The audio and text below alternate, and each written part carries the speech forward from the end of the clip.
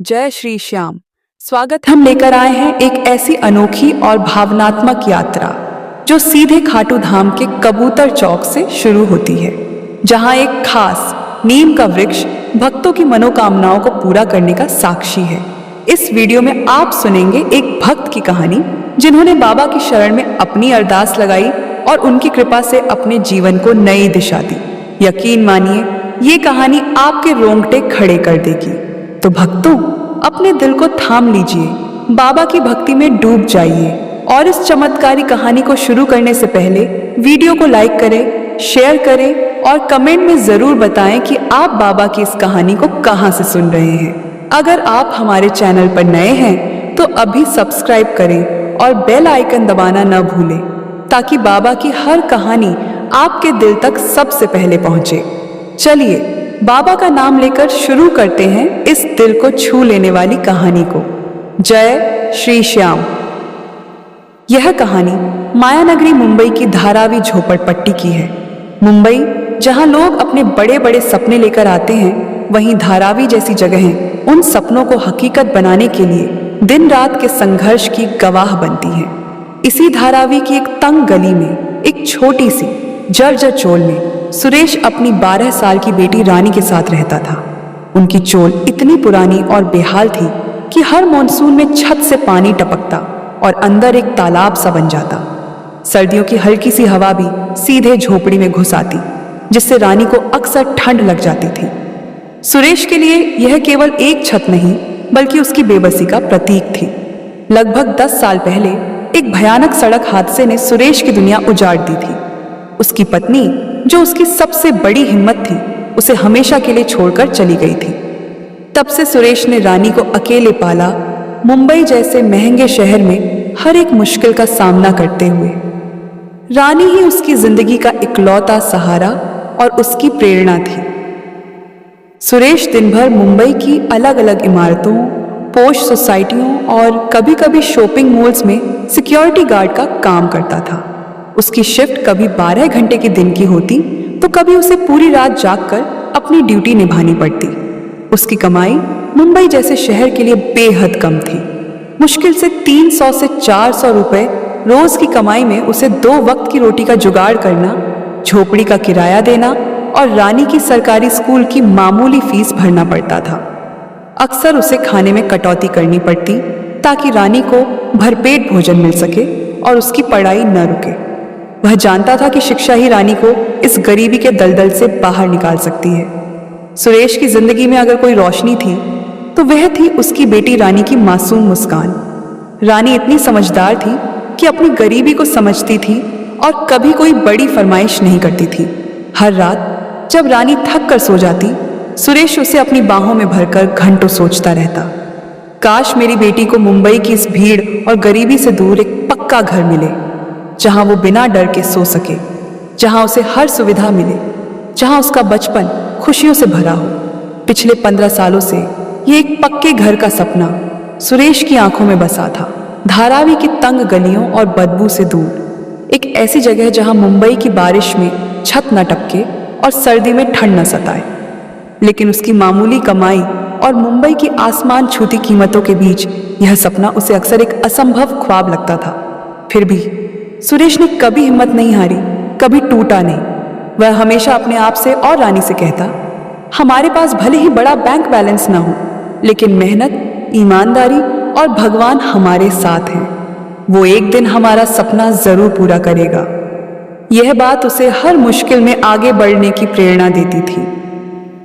सुरेश मुंबई में कई जगहों पर सिक्योरिटी गार्ड का काम करता था, लेकिन जुहू स्थित शर्मा परिवार का आलीशान बंगला उनके लिए खास था। शर्मा जी, जिनका नाम अशोक शर्मा था, मुंबई के एक जाने माने और सफल बिल्डर थे। वो और उनकी पत्नी मधु सच्चे श्याम भक्त थे। उनका विशाल बंगला किसी महल से कम नहीं था और उसके एक कोने में एक छोटा सा लेकिन बेहद भव्य मंदिर था, जहां बाबा खाटू श्याम की सुंदर और जीवंत मूर्ति स्थापित थी। हर सुबह मधु दीदी खुद हाथों से दिया जलाती, ताजे फूलों से मंदिर सजाती और बाबा के भजन पूरे बंगले में गूंजते, हारे का सहारा, खाटू श्याम हमारा। उनकी भक्ति इतनी गहरी थी कि सुरेश भी उनसे प्रभावित हुए बिना नहीं रह पाता था।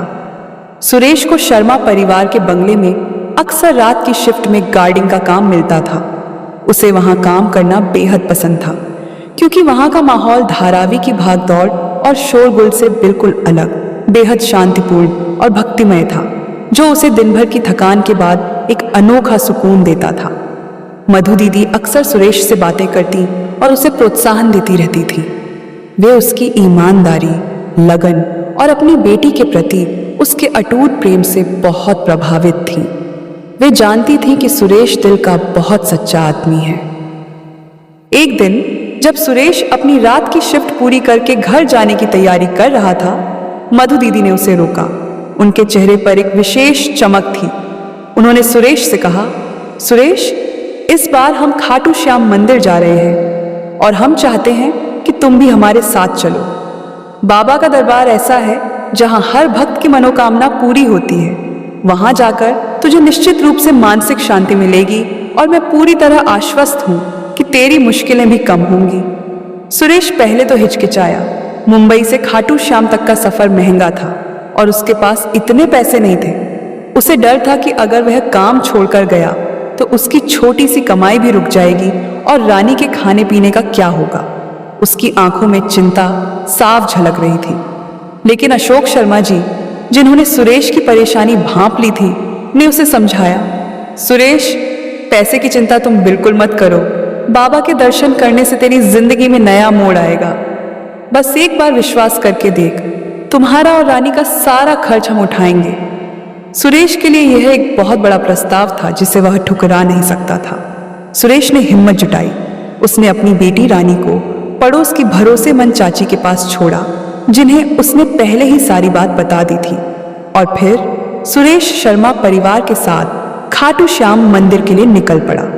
मुंबई से खाटू तक का यह सफर सुरेश की जिंदगी का पहला इतना लंबा और बड़ा धार्मिक सफर था। रास्ते में मधु दीदी ने उसे बाबा की महिमा और उनके चमत्कारों के बारे में विस्तार से बताया। सुरेश, बाबा श्याम को भगवान श्री कृष्ण ने यह विशेष वरदान दिया है कि कलयुग में उनका दरबार ऐसा होगा जहां हर हारा हुआ, निराश और दुखी इंसान अपनी तकदीर बदल सकता है। सच्चे मन से जो भी वहां जाता है, बाबा उसकी पुकार जरूर सुनते हैं और उसे कभी खाली हाथ नहीं लौटाते। सुरेश मंत्रमुग्ध होकर सुनता रहा। उसके दिल में एक नई उम्मीद और विश्वास की लौ जग रही थी। कई घंटों के सफर के बाद जब वे अंततः खाटू श्याम मंदिर पहुंचे तो सुरेश की आंखें बाबा के भव्य दर्शन से चकाचौंध हो गई। मंदिर का विशाल और भव्य द्वार, भक्तों की अथाह भक्ति में डूबी हुई भीड़ जो बाबा के जयकारे लगा रही थी, और बाबा की मूर्ति का अद्भुत तेज और अलौकिक दिव्यता, सब कुछ उसे किसी स्वर्ग लोक सा लगा। मुंबई की भागदौड़ भरी जिंदगी से दूर यह एक अलग ही शांतिपूर्ण और आध्यात्मिक दुनिया थी। बाबा की मूर्ति को देखते ही सुरेश की आंखें अपने आप नम हो गईं। उसके मन का सारा बोझ और चिंताएं छूमंतर हो गए, जैसे कोई अदृश्य शक्ति उसे सहारा दे रही हो। मधु दीदी ने उसे बताया, सुरेश, यहाँ लोग अपनी मनोकामना के लिए रुमाल में गांठ बांधते हैं। तू भी अपनी सबसे बड़ी अर्जी बाबा के सामने रख। और हाँ सुरेश, मधु दीदी ने एक गंभीर स्वर में आगे कहा, एक बहुत महत्वपूर्ण बात। मंदिर प्रांगण में कबूतर चौक के पास एक बहुत पुराना और पवित्र नीम का वृक्ष है। सदियों से ऐसी मान्यता है कि उस नीम वृक्ष के नीचे सच्चे मन से लगाई गई हर अरदास बाबा श्याम तक सीधी पहुंचती है और वह काम जरूर बनते हैं, चाहे वह कितना भी असंभव क्यों न लगे। तू अपनी सबसे बड़ी मनोकामना की अरदास वहां भी जरूर लगाना। मधु दीदी की बात सुनकर सुरेश के मन में एक नई आशा जगी। वो सबसे पहले कबूतर चौक पर उस विशाल और प्राचीन नीम वृक्ष के नीचे जाकर श्रद्धापूर्वक नतमस्तक हुआ। उसकी आंखों में आंसू थे जो उसके 15 सालों के संघर्ष और सपनों को बयां कर रहे थे। उसने पूरी श्रद्धा और एकाग्रता से अपनी अरदास लगाई, बाबा, मैंने सालों से मेरी बेटी रानी के लिए एक पक्के घर का सपना देखा है। मुंबई में एक छोटा सा घर जहां वो सुकून से रह सके, जहां उसे कभी किसी चीज की कमी ना हो, जहां उसका भविष्य सुरक्षित हो। बाबा, मेरी रानी को एक ऐसा घर दे दो। मैं आपकी शरण में हूं। उसने रुमाल में गांठ बांधी और उसे बाबा के मंदिर में मूर्ति के पास श्रद्धा पूर्वक रख दिया। उसकी आंखों में आंसू थे, लेकिन दिल में एक अद्भुत शांति थी, जैसे बाबा ने उसकी पुकार सचमुच सुन ली हो। मंदिर में सुरेश ने श्याम कुंड में पवित्र स्नान किया। स्नान करते ही उसे महसूस हुआ कि उसके मन का सारा बोझ, जैसे सालों से जमा सारी नकारात्मक ऊर्जा, धुल गई हो। वह बाबा के सामने घंटों तक शांत बैठा रहा। मंदिर में गूंजते मधुर भजन सुने और मधु दीदी के साथ जोर जोर से जय श्री श्याम के जयकारे लगाए। जब वह मुंबई लौटा तो उसके मन में एक नया जोश, एक अदम्य साहस और बाबा के प्रति एक अटूट विश्वास था।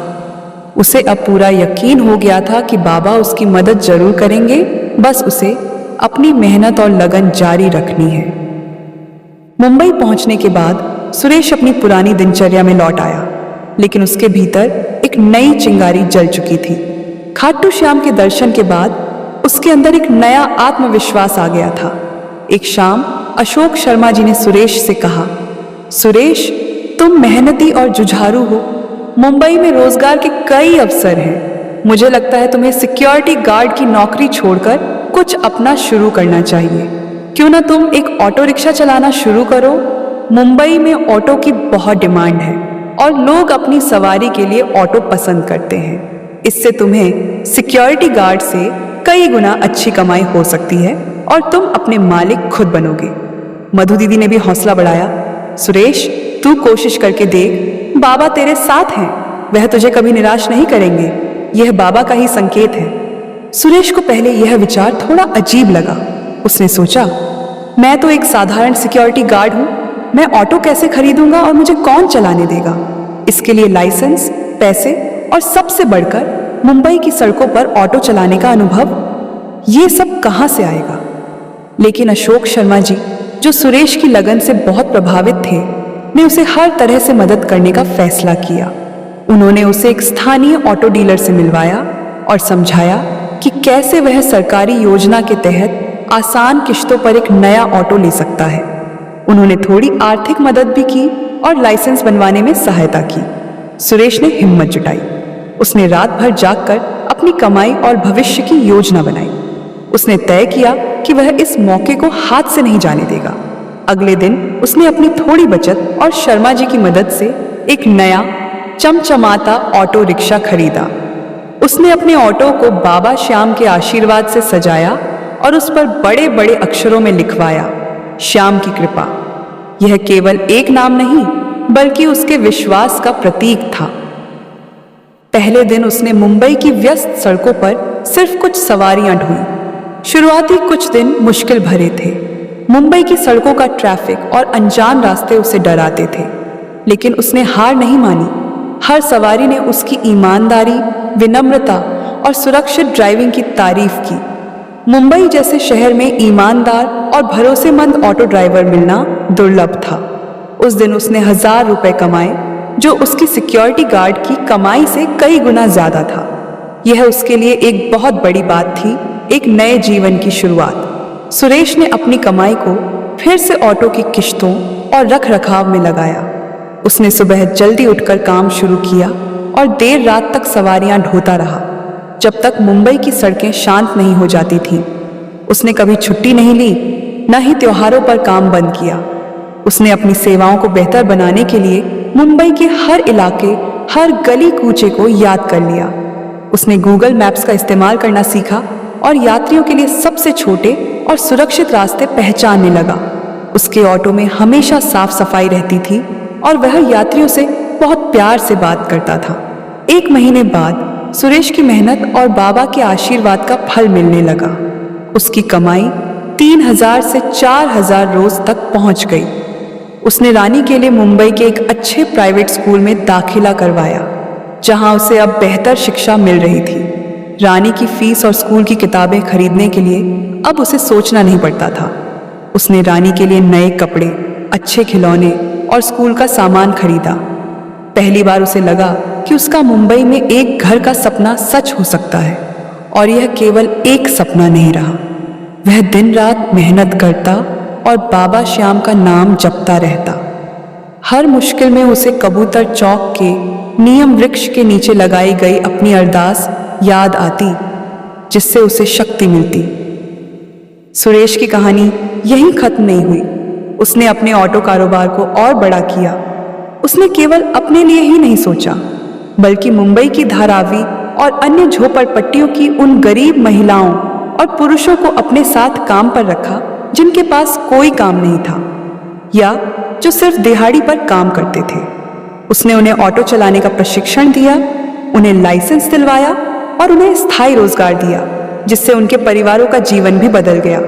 अब उसकी फर्म में 80 ऑटो रिक्शा शामिल थे और वह पूरे मुंबई और महाराष्ट्र में एक जाना माना नाम बन गया।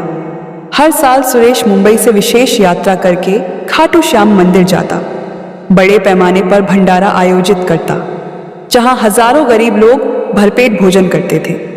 वह कहता, मैं जो कुछ भी हूं बाबा श्याम की कृपा से हूं।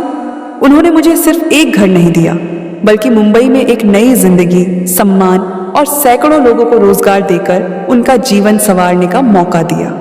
सुरेश अपनी बेटी रानी को हमेशा सिखाता है, बेटी, हमेशा बाबा श्याम पर विश्वास रखना। वह हर उस इंसान के साथ है जो मेहनत और सच्चाई से अपनी जिंदगी बनाता है। कभी हार मत मानना और हमेशा दूसरों की मदद करना।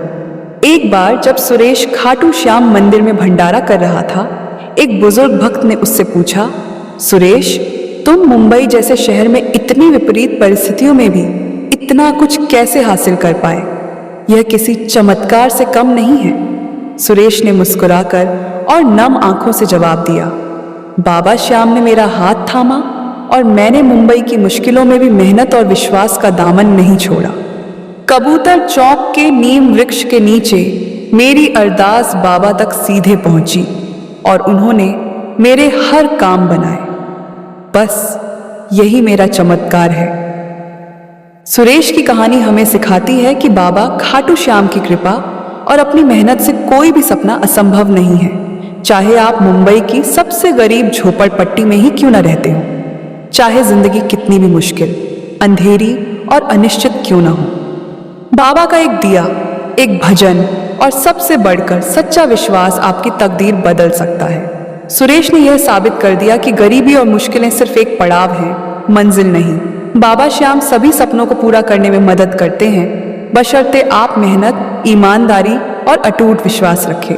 तो भक्तों, यह थी सुरेश की प्रेरणादायक कहानी, जो हमें बताती है कि बाबा खाटू श्याम हारे के सहारे हैं और उनकी कृपा से हर सपना सच हो सकता है। अगर तुम भी बाबा की भक्ति में डूब जाओ तो तुम्हारी जिंदगी में भी ऐसे चमत्कार होंगे। अगर आपके पास बाबा श्याम से जुड़ी कोई कहानी है तो उसे मेरे साथ जरूर शेयर करें। आप मुझे ईमेल कर सकते हैं। ईमेल आईडी डिस्क्रिप्शन में दी गई है। रोज 11 बार जय श्री श्याम बोलें और 24 घंटे के अंदर बदलाव देखें। वीडियो कैसी लगी कमेंट में जरूर बताइए। अगर आपको बाबा का आशीर्वाद मिले तो वीडियो को लाइक और शेयर करना न भूलें। हमारे चैनल को सब्सक्राइब करें ताकि ऐसी ही प्रेरणादायक कहानियां आप तक पहुंचती रहें। अगर आपके दिल में कोई परेशानी है तो आज ही बाबा के सामने अपनी अर्जी लगाएं। अगली वीडियो में फिर मिलेंगे एक और नई कहानी के साथ। तब तक के लिए जय श्री श्याम।